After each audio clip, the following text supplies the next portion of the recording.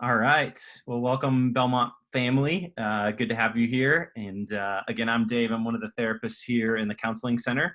And today we were just kind of tossing around with our team this week about how many different voices y'all have been hearing. And one of the voices that we wanted to make sure that you also got to hear was the voice of another student at Belmont and how this has been going from that front. And so without further ado, let me introduce one of our Belmont friends who's done a lot with us over the years. And maybe I'll let you introduce yourself, Cam. You want to go for it? Yeah, sure. Yeah, I'm Cameron Preston. This is weird, a senior about to graduate, but also not about to graduate. And but I live and I'm up in Nashville right now, still at the house that I've been renting. So Yeah. still close to Belmont, but just not on campus. Yeah. And now, in your first email to me, you said that you've been crushing quarantine. Can you describe that for me? Oh, so actually, what I was saying was there was I've heard like this messaging around like crushing your quarantine or like this idea of like making like this like Yeah. your time. I was saying that I've not crushed my quarantine with the crushing the quarantine in quotes in the sense that I Yeah. haven't like mastered or perfected how to live during a national pandemic in the last 3 weeks. But I've done some things that have been like, oh, this helps. You're like the rest of us then. Yeah, yeah. So I'm just really normal. Now, have you while you've been kind of doing all this, have you been binging anything? Are you into Tiger King? Where are you at with that? I guess I was just like slow to the game. I only heard about Tiger King like 3 days ago and then had the concept explained to me yesterday. So if we did a follow-up video to this in a week, Okay. um, I will have watched Tiger King. I'm proud to announce that I'm somebody who like doesn't binge shows, which I watch plenty of shows, but I usually don't sit down for this Yeah. amount of time. But I've in about a span of like a week and a half, and I never thought I'd watch Scandal, but I was like, Uh-huh. a show with a plot, and it has like government conspiracy, and so then I looked up, and I've watched halfway through season two. Yeah. I don't know if that's good or bad, but I've found it to be really productive. Yeah. That's So awesome. Scandal's been and then I'm trying to create a bracket of like the 16 best Yeah. episodes of The Office because I love Okay. March Madness and I'm sad that March Madness isn't happening. And I'm gonna do my own March Madness of Office episodes, so binging will have to happen. Are there any sure things in the Office episodes that are going to be on the top 16? Yeah, Safety Training 1 and 2, Okay. both come to mind, and Dinner Party. Dinner Party will definitely be there. Oh, absolutely. That was painfully awkward. Yeah, it hurts to watch. But you're like, I can't look away. That is awesome. Well, I love that idea. So, well, Cam, maybe to kick it off today, talk to us just a little bit about how, just in general, this has been going for you so far.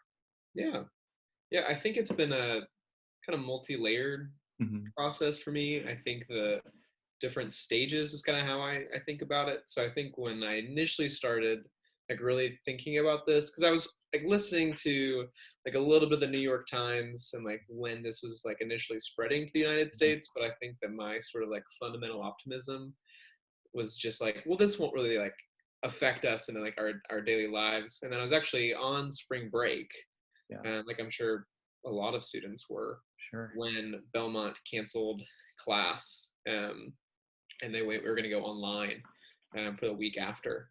And that's when I started to think about, well, this might really have a significant impact Sure. for my semester. And so that was pretty natural, like in my sort of context, thinking about what this looks like for my, Yeah. last semester of college. And I think at the time I still thought, this in a few weeks we'll be able to go back to class, if not for the last few weeks of college. Hmm. And Hmm. then pretty much it was about a Wednesday. By about Saturday, I had a pretty good idea that we weren't going back Yeah. to campus, and so for that shift, and it was partially just because I, had sort of like this senior optimism of like, well, this will be fine. Yeah. And then over the span of about 3 days, I think both the amount of the cases ramped up so much, but also I just learned more. And so then I was in this kind of this weird place. I don't know if anybody else felt this way, but in between pretty much knowing that like the school's really the main thing that I'm affected by. I think as a student, there's jobs and internships, but the main thing for me was school. And I think I realized, pretty quick that this was going to change that pretty dramatically. Yeah. And so then I was in this like weird space of knowing that that was happening, but I knew that Belmont would wait at least a little while to announce that. And so actually for me, it was in a weird way, sort of cathartic when Sure. Belmont actually announced that classes would go online for the rest of the semester, just so that I had some clarity. Yeah. Because it was in a weird space to be, and senior year is already weird to kind of Yeah. feel like you're halfway graduated and halfway not. And this made me feel like I was like 90% graduated and 10% not. And so I think I think since the class is going online, I've just been able to sort of try to process like this being my everyday normal, but also not trying to live every day as though this is normal or pretend that it is. Yeah. Yeah. So tell me about, from your perspective, what have been some of the like nice parts about being quarantined, and what have been some of the like hardest parts? Yeah. Yeah, I think what's interesting for me that surprised me, my initial worry Yeah. was about how much rest I was going to get. And I'm not someone who like thrives on being busy all the time or working. I just really like to be. I'm not a homebody at all, and I like to be out doing things. Like I probably spend like 7 days a week in a coffee shop, and I love going out to eat. Um, there's a lot of, and I love Nashville. Like Nashville is just a really, really fun city, and I love being on campus. And so I think that one of the things that I was most worried about was not being able to do anything. But what's actually been surprising, I think, to me, especially with my personality, is that I've been able to rest a lot, and not in a trite way, but I think that this sort of forced slowdown has just given me, I don't know, maybe a slower peace of mind that I probably wouldn't have had or even looked for, especially with my last semester of college and post grad looming. So I think just having the rhythm of rest, obviously that's the forced, but still been nice. And then I'm still able to do, and I'm grateful. I know some people probably have very different experiences, but I'll be able to do my internship every day remotely, and that's nice because that's just sort of like we have a Zoom call every day at 8:30. So that's been kind of nice in a weird way to like have something to get me out of bed, and then to like when I'm making I'm doing just a few hours every day, but we're working like with an organization who like is trying to respond to this. And so it's been kind of meaningful just to get to try to, in a weird way, like just knowing that I'm getting to do something makes me feel less anxious, because I think some of the anxiety that I feel and that a lot of people feel is I'm not doing anything, both work wise or not doing anything, to fix or solve what's going on. And so having that sort of like daily rhythm has surprisingly been nice to actually have some like structured work. Yeah. Yeah. Um, have you noticed anything, like any symptoms popping up of like, or any changes? I know we've heard people say feeling like a lot more fatigued or antsiness, hard to maintain a schedule, vivid dreams, loneliness. Anything for you that you've noticed kind of popping up as you've been in this state for a few weeks now? Yeah, yeah. I think from a personal standpoint, what's interesting is that I think for me, for the first 2 weeks, I went through a short phase of I think taking in so much information about what was going on that de-energized me, which made me want to socially isolate. So I think that some people have, I think there's obviously an in between, but the sort of two responses to this, like social isolating. Another person's just like the FaceTime wizard who's just like, here's all the people I FaceTime the last week. So actually, like for the first few weeks, I think I just felt, towards a mixture of like stress, confusion, and just sort of general fatigue led me to pretty much socially withdraw. I'm kind of through that now, but I think today um, I feel fatigue earlier than I typically do. I feel like as a college student, I'm not used to feeling fatigue. I kind of have like the 22-year-old body that's like, I can stay up as long as I want. Yeah. And fine. And then by like 9:30, I could sleep every day. And you're also just like run out of things to do by like Sure. 7. So you're like, well, I could just go for another walk. And I think just for the first few days especially, I felt sort of a irritability, Mhm. sitting around and being antsy. Made it hard to feel sort of at peace. I can still feel that, but I think the symptoms that I felt Sure. probably more immediately were that sort of irritability and wanting to kind of socially withdraw. And now it's just, I think, physical fatigue. And it can be hard for me to focus on like a piece of work for a long period of time, just because I don't have my usual like focus areas like of Sure. campus or coffee shops. And I'm used to my home just being where I hang out, and now it's where I work. Yeah. Everything. Yeah. Yeah, I mean, we've been talking about how for a lot of people, we are living in a state that's consistently and constantly different all day, right? Like instead of getting up and going to class, we're doing class, but we're doing it in a whole different way, right? And everything's just different. And we talk about kind of almost like our brains being like a computer with like all these apps running in the background all day, and we don't really realize that it's draining our batteries because we're functioning so differently. And yeah, that's hard. So amidst all that, what have you been doing to take care of yourself? Like, what's been life giving for you? Yeah. Yeah, I I don't know if I referenced it earlier or not, but I go on a lot of walks now. I'm grateful that I live in a neighborhood that's really walkable. I have like Yeah. the Houston area. So my sort of I don't have like a ton of I'd like to sit here and be like, I'm a wizard with daily rhythms, and it's not true. Mhm. But the few things that I do every day to have like some sense of not just normalcy, but Yeah. just rhythms, I think are really beneficial to me. So I make French press coffee every morning, and that gives Nice. me some control over my day. And then, and that's nice too because I'm working with my hands, and that's something that's like something I would normally do. And then I'll go on at least like 3 or 4 walks a day when it's nice, and trying to change up where I walk. Like I live close to Fort Negley, which is great. Um, I make a daily afternoon walk to Humphrey Street Coffee because that's like right by, and so it's kind of like my afternoon Yeah. pick me up while I'm working or sitting. And then I think in terms of digitally, the thing that I've had to move to, so I kind of mentioned feeling a little overwhelmed in terms of my like media consumption.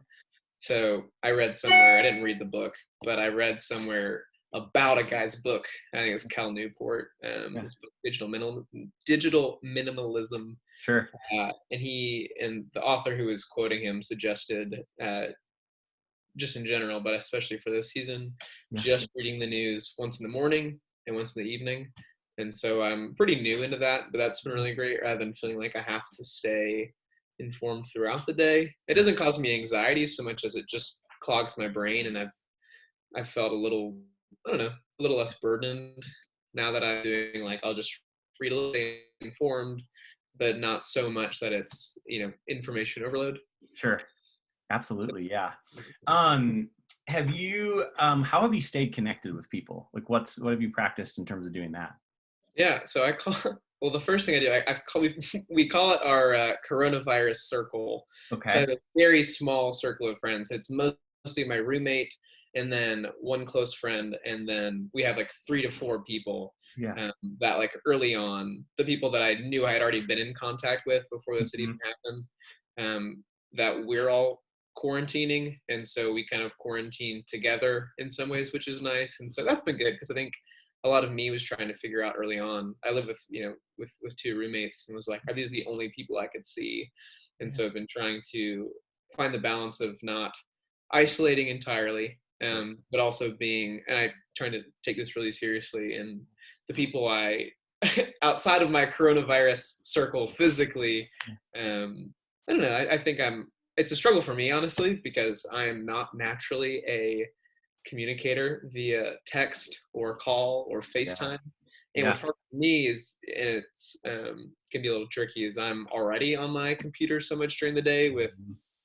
online class and my internships all on my laptop, and so it can be a little tough to stay connected just because I feel like my energy levels are lower, like I've mentioned, Sure. um, and it's also like just not my ideal. So I'm having to try to balance and just learn how to FaceTime and how to text, which sounds silly, but Zoom has been great. I've been able to, Zoom call a few people, and Yeah.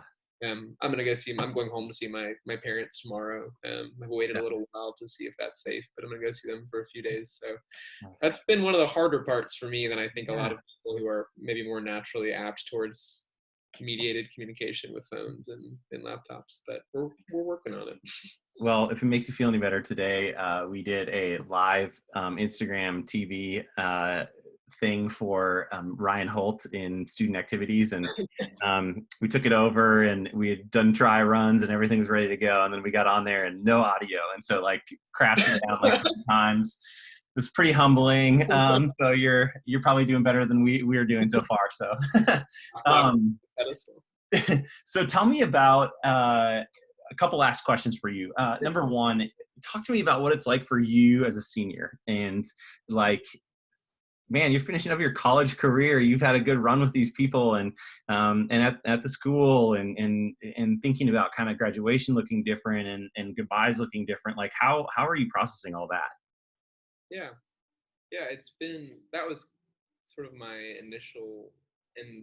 my initial thoughts when it came to all of this was, how is this going to affect, Hmm. especially my last semester. I think for me, what's the sort of main thing to process is, it felt like my nostalgic part of my brain was ready to get nostalgic around May or afterwards, and Yeah. instead that nostalgia has been pushed up to like now. Yeah. It already feels like, I mean, if in fact I'm in class, like I only have 2 online classes in my internship, so I'm really not on class much. So I really feel like my like emotionally reflecting back on college just began a Hmm. lot earlier than I thought it would.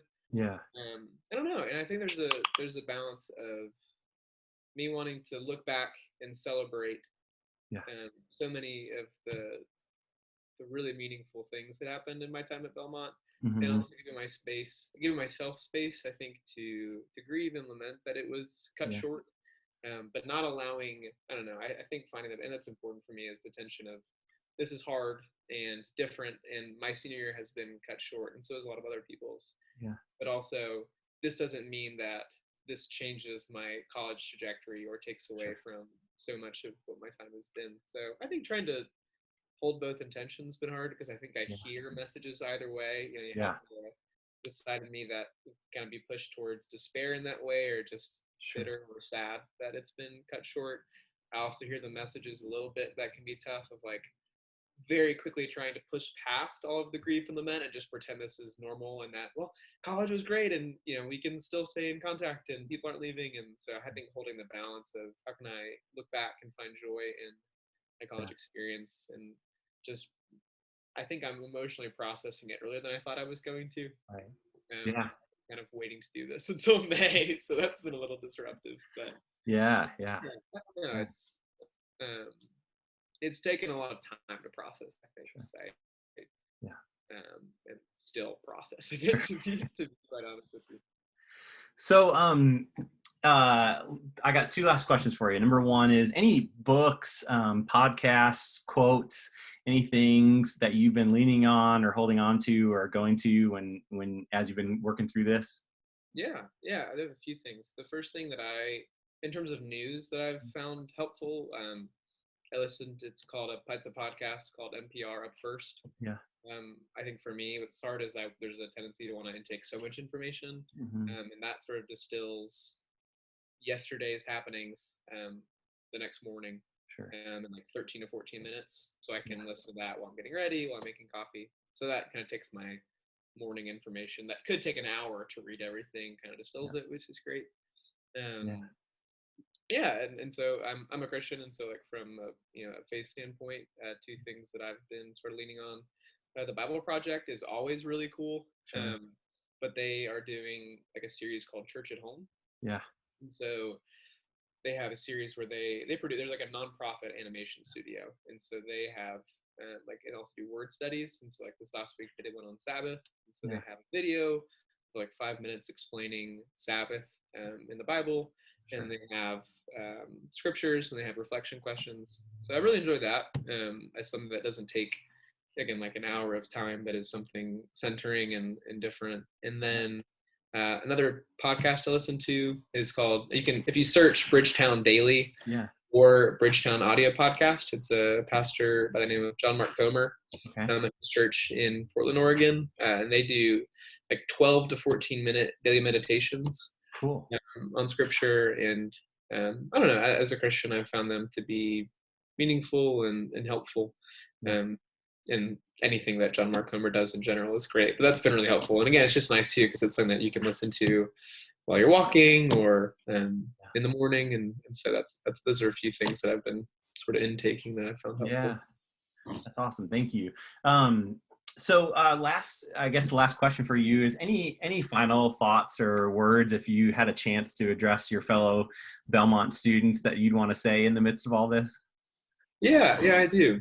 Yeah, I think I kind of mentioned this tension, but this is kind of part of my joke that we started at the beginning of crushing your quarantine. I think there's such a gift to wanting to make the most of this time Mhm. and wanting to have a mindset of not just getting through this, Yeah. and trying to see where, hey, the Lord can be at work and where I can grow during this time. That can sort of shift, I think, especially in Western society, to the quarantine could be another thing that we master, Yeah. or quarantine can be another thing that we just prove our worth or maximize efficiency. There's so many articles about how you can work efficiently at home and crush your quarantine. So I don't know. I think for me that creates a little bit of anxiety.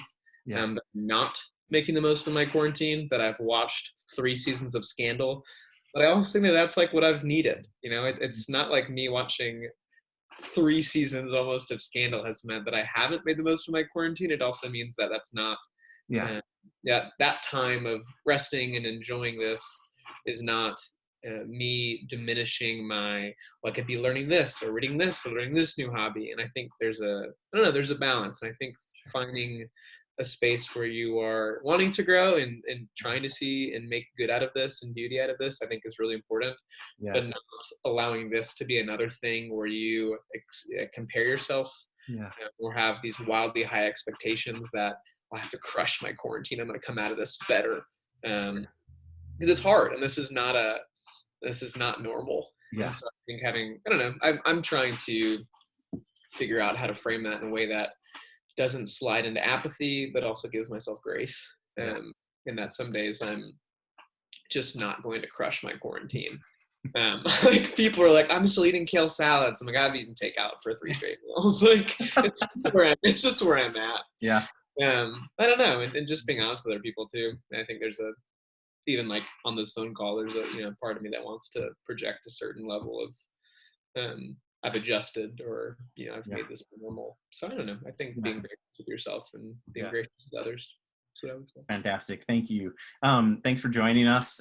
Greatly appreciate it. And yeah, if you do end up watching Tiger King or want to check in a few weeks, we might take you up on that. But Yeah.